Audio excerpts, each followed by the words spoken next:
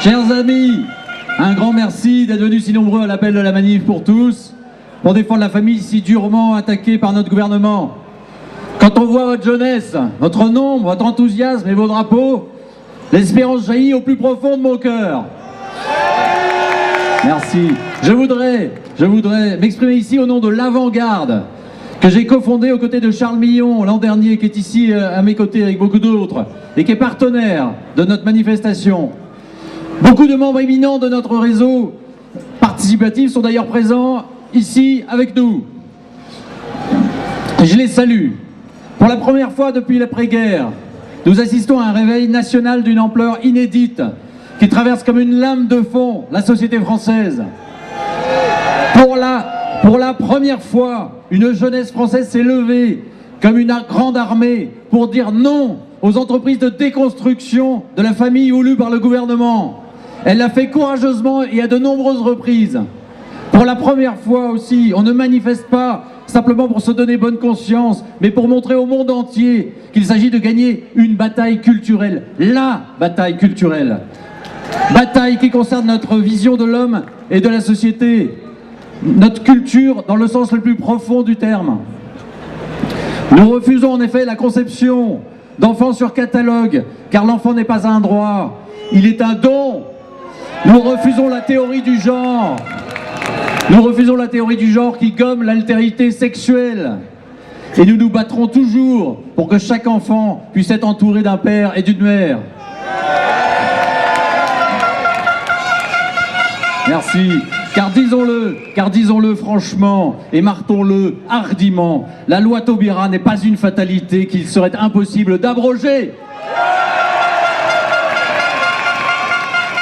Nous devons refuser le pseudo-sens de l'histoire dans lequel on voudrait nous enfermer, comme si notre société était condamnée à emprunter toujours plus cette pente vertigineuse de dissolution et de déconstruction. Déconstruction de la famille, déconstruction de l'école, déconstruction de la nation. Ils auront tout tenté pour atrophier les forces vives de la nation. Mais face à elle, une jeunesse se presse désormais, fière, décomplexée et imperméable aux oukases des bien-pensants, sûre que le combat culturel qu'elle mène en profondeur débouchera de la rue jusqu'aux urnes. Sur nous pèse l'immense responsabilité de reconstruire la France, prise dans un élan d'orgueil fou, comme les enragés de la terreur.